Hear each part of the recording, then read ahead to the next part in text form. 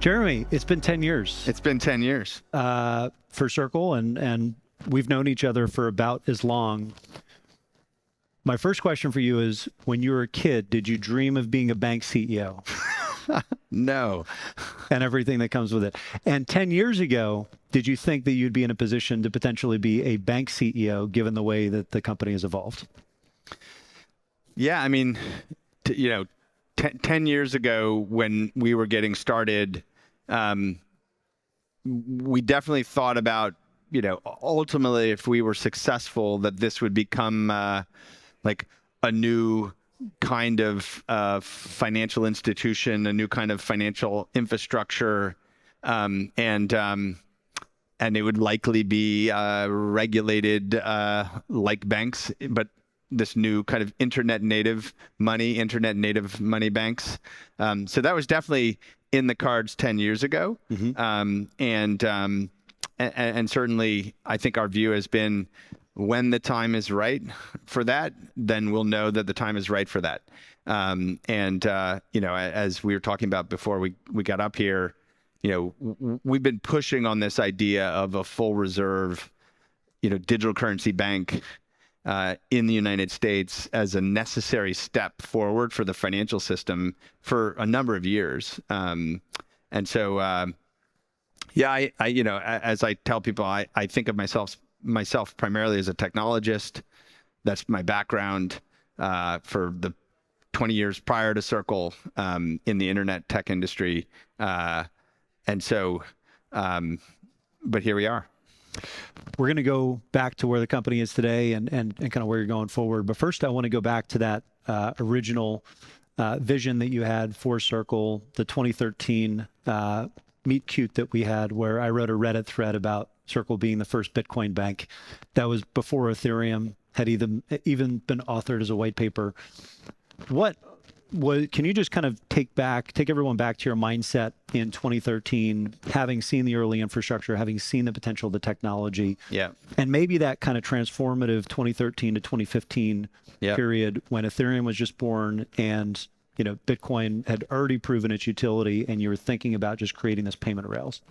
Yeah, absolutely. So back in early 2013, when we were thinking about what would become possible, there was Bitcoin obviously at the time, and there was a lot of energy around Bitcoin as a first mover, what got us actually excited was the complementary.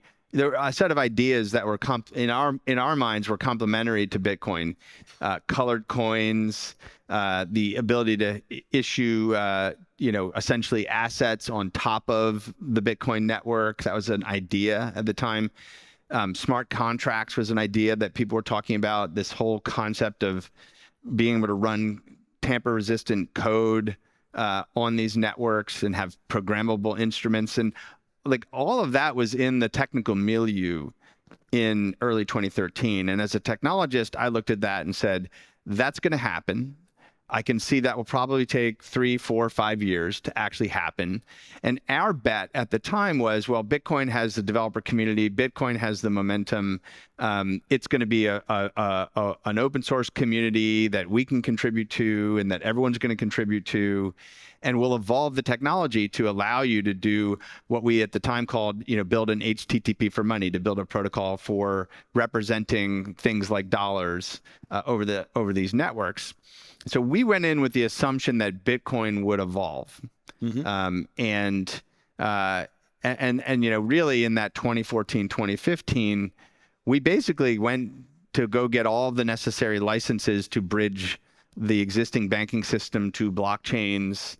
We did that in the US, we did that in the EU, actually back in 2016. But we did all this work and we created a model where you could, as you remember, you could send dollars or euros, directly over the Bitcoin network and then kind of have interoperability that came from building on that. We built that with the assumption that Bitcoin would scale, that it would become extensible, and that you'd be able to write smart contracts for it. None of those things happened. And in fact, there was a civil war in the Bitcoin community. There was a civil war over whether Bitcoin should be extended to do these things. And another view, which was no, like we shouldn't modify anything with Bitcoin. It should be, very carefully,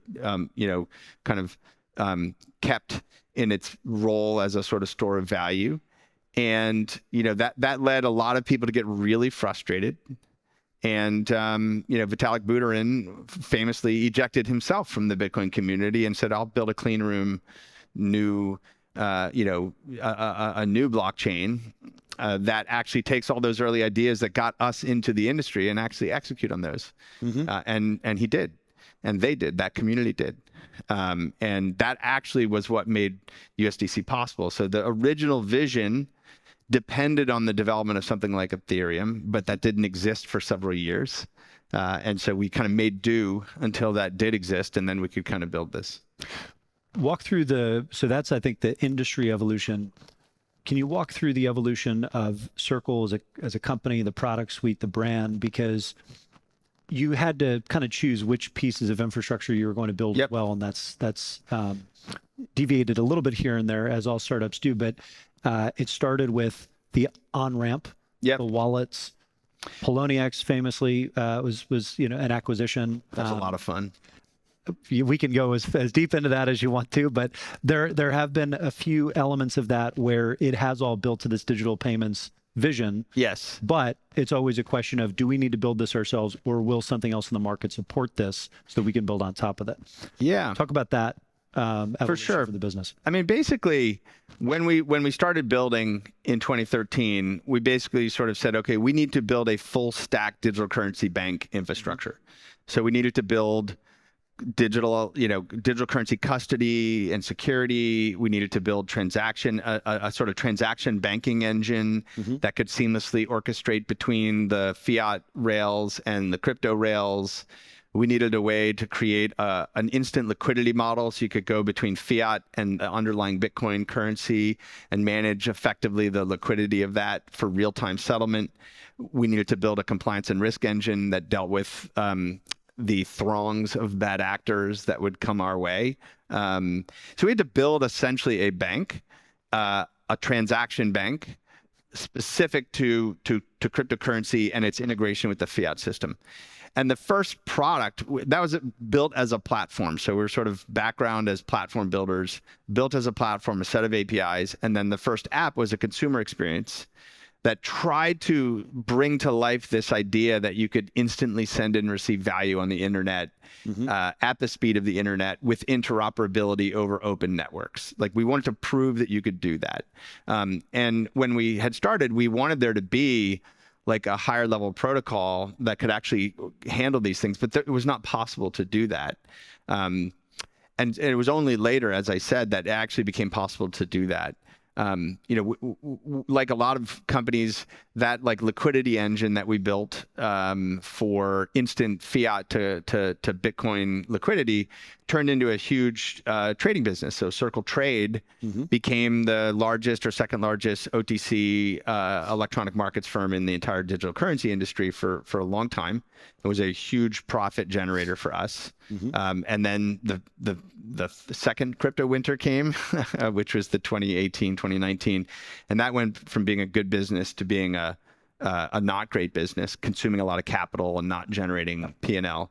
And we had, obviously, we had done an acquisition kind of right into the heart of the crypto winter, and then we disposed of those. In the meantime, in 2017, so late 2016, when Ethereum had sort of come along, we decided to pivot to rebuild on top of Ethereum. And that was a non-trivial undertaking. And we wanted to do it differently. We wanted to do it by building a kind of protocol that anyone could build on top of and use, not a consumer-facing application, but more of a protocol layer. And that was the genesis of USDC, which we started building and talking about in 2017 and then launched. I think you might have been involved in Consensus at the time in 2018. Launched at Consensus in May of 2018.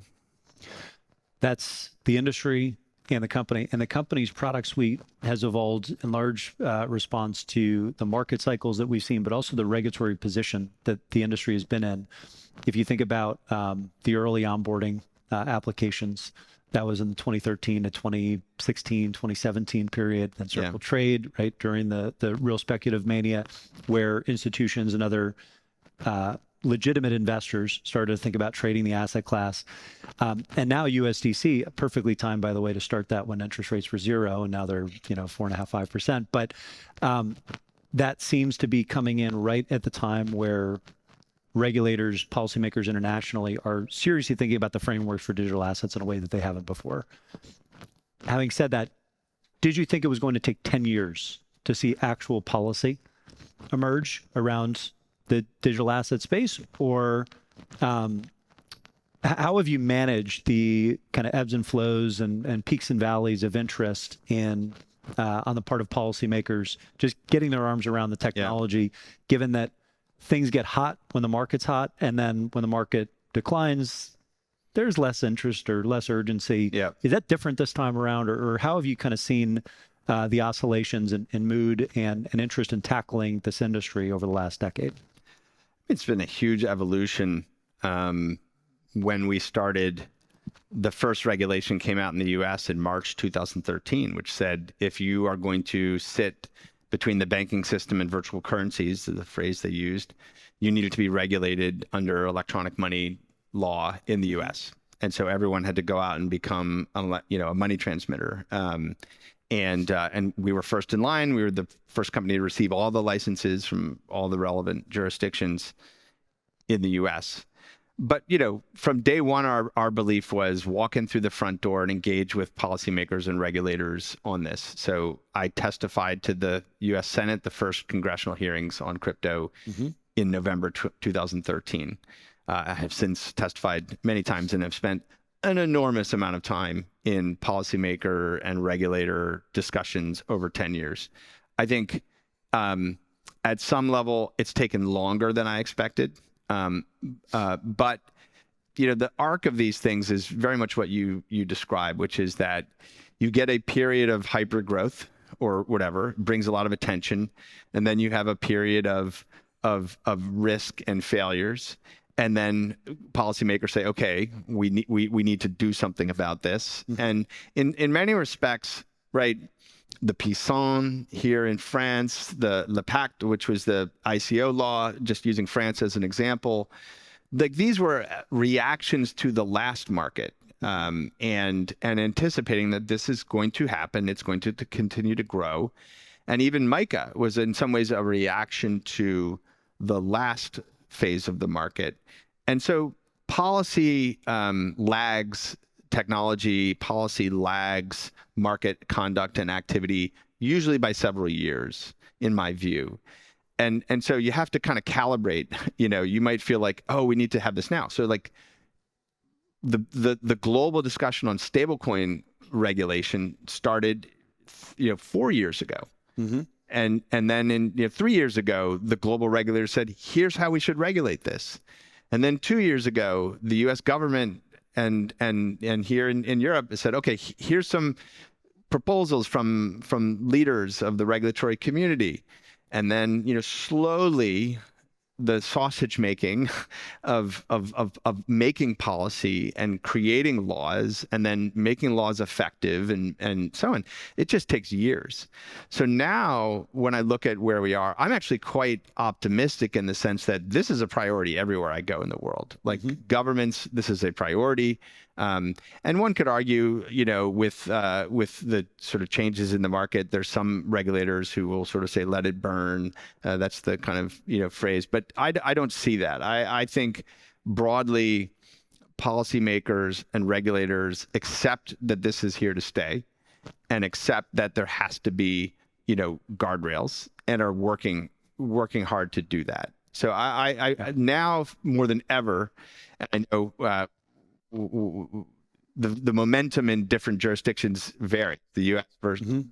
Sorry, my mic is screwing up there. The U.S. versus, say, what's happening in the EU, quite different. So there's obviously disparities, but I think there's movement across the board.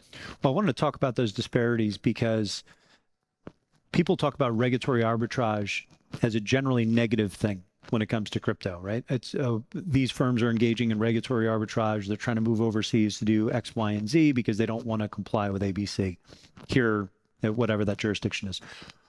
You've started regulatory first since 2013, international first. You had the Dublin office in 2013, like right out of the gates.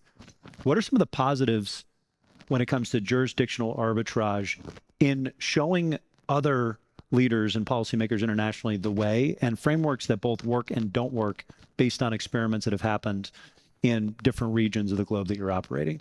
Have you seen positive benefits as you're talking to U.S. policymakers on stablecoin legislation, or vice versa? Here's how we've done things with New York State Department of Financial Services and engaging with all these other state-level money regulators. Let's not have the same thing happen in Europe.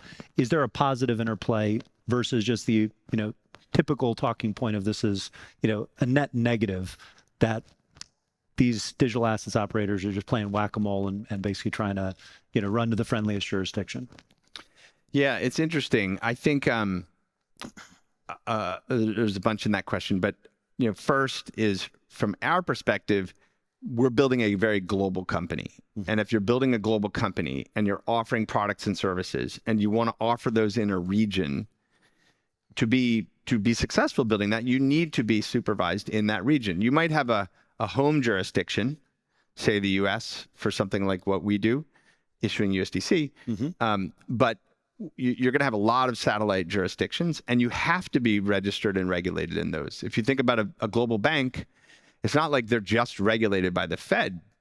They're regulated in every market they operate. And so that's really important. And so from our perspective, this is not about regulatory arbitrage. This is about serving markets really well. And that's different. I do think that there are firms that are sort of saying, I'm going to, hunt out the most, thank you, that are going to kind of hunt out like the most lax regime and then sort of say all the customers will come here. Mm-hmm. That's regulatory arbitrage. I think it's very problematic. And I think the room for that is going to disappear over time because, regional regulators are going to make it painful for those companies, mm-hmm. Most likely. In terms of the learnings side of this, absolutely, there's benefits, right? There's lessons from, like you said, New York and their treatment of stablecoins that can be conveyed to other regulators that are just thinking about how do they do some of these things. There's lessons, from, something like MiCA, positive and negative. And so we can talk about the positive and the negative, and we can talk about that with U.S. lawmakers that are drafting legislation right now. And so there's absolutely a role, and we find ourselves actually oftentimes as a kind of ambassador and emissary for all of the different policymakers who say, can you go, talk to this, this other, policymaker with this perspective. And so we're constantly kind of in those kinds of dialogues. And there's a high degree of interest now, and people may not be aware, but the Financial Stability Board now has a major mandate to normalize crypto asset and stablecoin regulation around the world, at least in the G20. Mm-hmm. So that is a mandate, and there's a work stream that's happening to define normalized policy. And these things, if the FSB comes up with something and issues it next year, it'll take another 3+ years for that to ultimately descend into legislation that then becomes law. I usually have very good shot clock management. We must have started with 20 minutes on this, right? There's no way we've gone a full half hour. I think we did. All right, so I'm going to add 10 minutes to the clock. Executive decision. I think you're good with that. I don't go over time like that. So that's all right. Anyway, so I want to talk about the last couple of weeks because we were having a conversation downstairs, and I said, don't answer right now. I want everybody else to hear the answer because you made an interesting point. I said to you, in the last couple of weeks, does the stress of Silicon Valley Bank and Signature and these other bank failures and some of the new stress on the community banking system, does that make it less likely that we will see in the US or the EU or elsewhere more interest in full reserve digital asset banks. And my first reaction was it's less likely that you'll see narrow banks because that might be considered a flight to safety that would further exacerbate the problem. You disagreed, and I was very interested to hear the answer.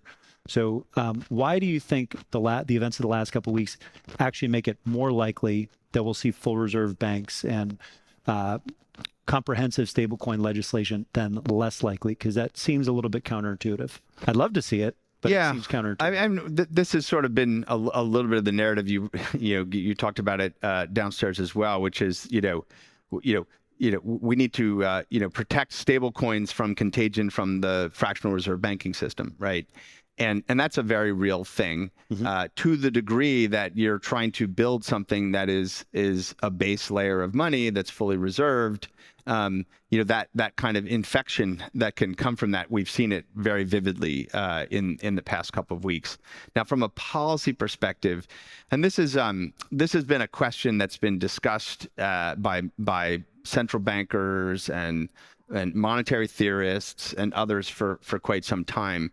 But historically, the framing on that has been that if you have a full reserve bank, it would be a flight to safety, and it would basically pull money out of the commercial lending sector, and money velocity and the multiplier of money would dissipate. Right. This is the theory that exists there. Now, there are a couple things that certainly did not happen with the money market fund structures, which are 5 trillion, and the kind of credit intermediation has thrived and continued despite those kinds of vehicles existing. But more importantly, the structure of a stablecoin is fundamentally different. A stablecoin actually represents, in its expression as a digital currency, it's not money at rest. So if your mental model is the reserves are this money at rest, and there's no actual use of the money, then that would be a concern. But the reality is twofold. One is that with USDC as an example, we're purchasing government debt, so we're financing the government.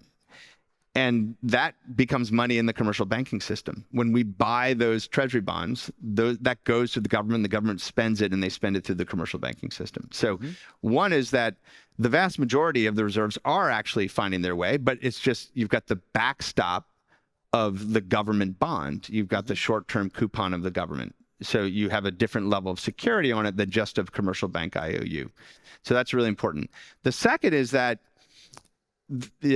digital tokens and digital currency are high velocity money. They move at the speed of the internet, and they move on these public blockchains. And so it's not money at rest, it's actually money in motion.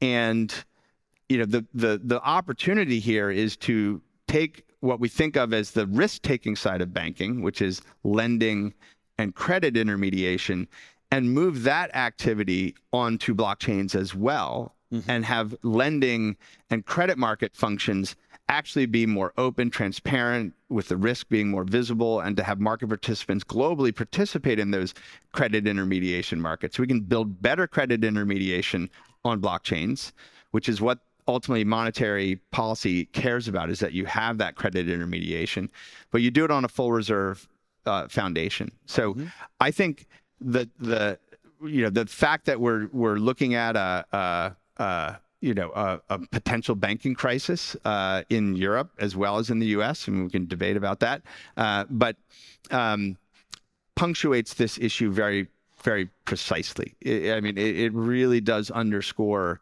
that if you want to have digital currency that works at internet scale and is safe, and that people will trust to settle a payment, you have to have that safer foundation. And I think that policymakers are being responsive to that.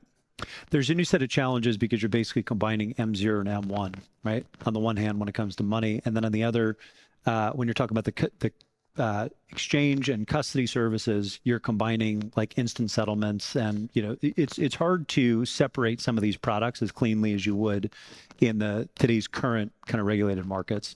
So I totally agree with that.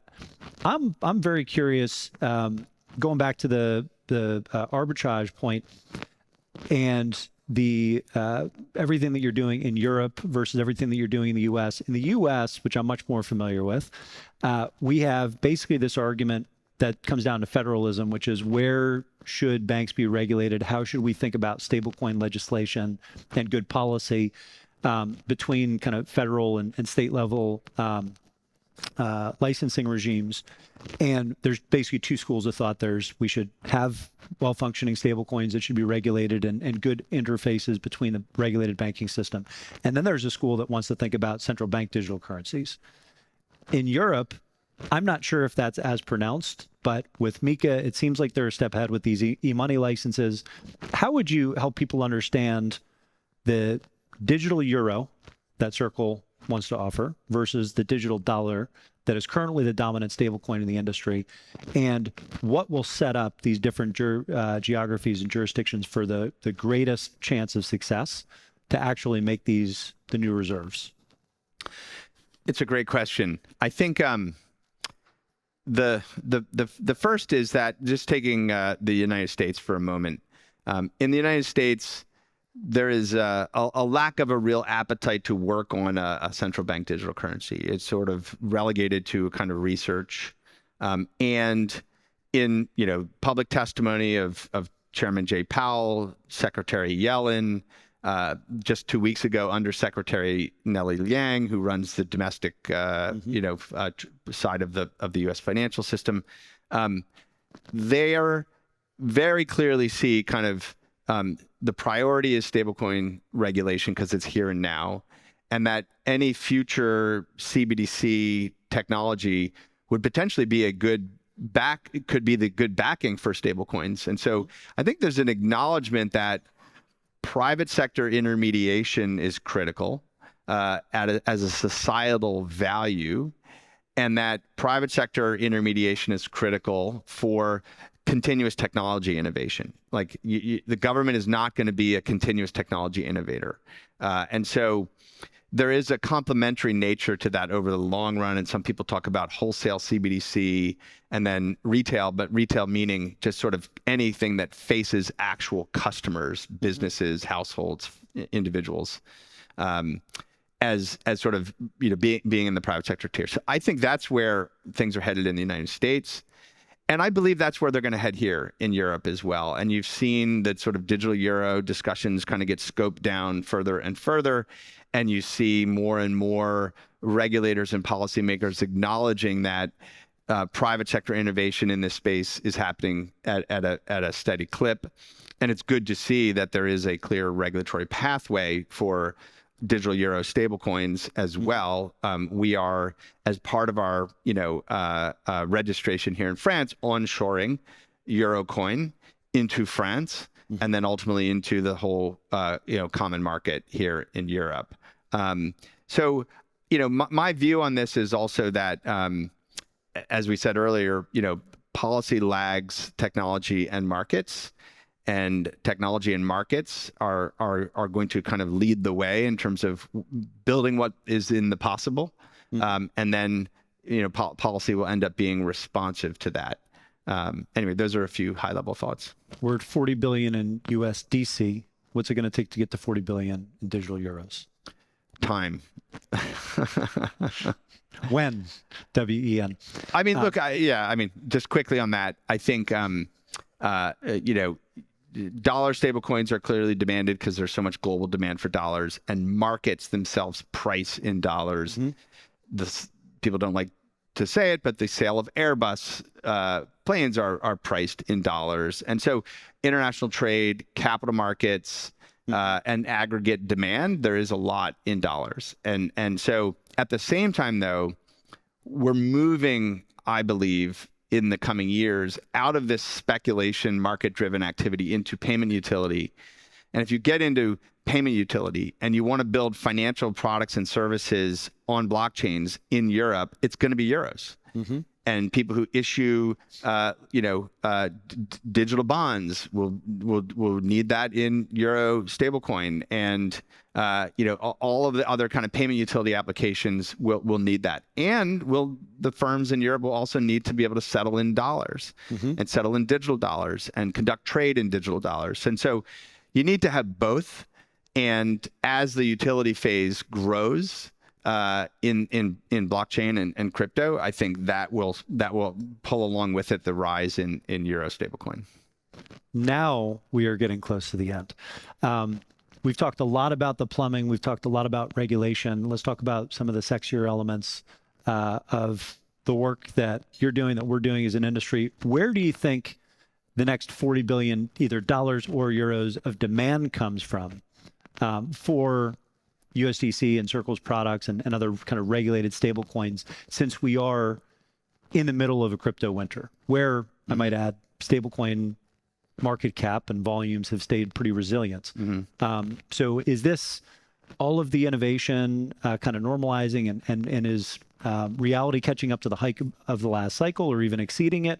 Where are you most excited, either on a sector basis or maybe some examples for what's really going to move the needle and make this too big to ignore on the part of policymakers, which is ultimately very often the forcing function for getting this done? Yeah. So, I mean, I think that right now, using digital dollars like USDC for the average person or firm is too hard. And it requires a lot of complexity. It's terrifying to deal with security. There's concerns about, even the user experience of interacting. The need to procure a digital commodity like Ether or whatever other digital commodity token in order to even operate on these networks is confusing and painful as a user experience. And so the really big things are, we need, scalable layer 1 and layer 2 infrastructures. We need abstractions that allow people to pay fees in things like USDC. So it's a more straightforward user experience. And we need the introduction of, various types of multi-party security models to become user-friendly. And when we do that, I think we'll get to a place, and I actually think that we'll see this kind of user experience in the next 6 months, that you'll be able to have the equivalent of what it takes to onboard onto WhatsApp. A very seamless experience. And you'll see also more and more providers of kind of business wallets, so that businesses that want to conduct business can do it with really robust kinds of capabilities that match what they'd expect from the treasury services of their banking partners. And so that security, usability, user experience, scalability, those are the big things. And when we get through those, which I believe are all imminent, will unlock much more utility for this around the world. And that will be what drives the growth, not, say, the price of Bitcoin. Well, whether it's USDC, other digital assets, I've taken a call on these life rafts versus protest votes or these kind of anarchistic systems. And I think we're starting to see glimmers of that being real, and not only real, but real in terms of mainstream consciousness as well, given everything that's happened in the banking system. So, Jeremy, I'll give you the last word. You're the host. This is the end of your sessions for today. Fare thee well, and thank you for having me as a moderator, but want you to sign off. Well, I appreciate that, Ryan. And, as noted by you and earlier today, this is our 10th anniversary, a decade of building in this space. We're still, as you see, I can see in your notes over there, it's still the early innings. And I really believe that we're still in the early days here. There's maybe only 100 million people who are actively involved in using this today. We have to solve these problems, to get to the billions, and to have this be an infrastructure that's as pervasive as the web and the like. But it's right in front of us, and it's sort of echoing something I sort of said earlier here as well, which is, and I give a lot of shout out to you as well. Like, people got to show up, right? We need people to show up and constructively come up with ways to solve the problems that we have, whether they're technical problems or policy problems, and like that's how we get through this, and that's kind of what we've been trying to do for the last 10 years, and hopefully for the next 10 or 20. As well. 10 more years. 10 more years. Exactly. I don't even want to think what we're going to look like at that point, but because it's dog years in this industry. Totally. I've got a little bit more gray in my beard. Anyway, Jeremy, thank you very much. And thanks, you all, Ryan, for showing up. Thank you, Ryan. Yeah.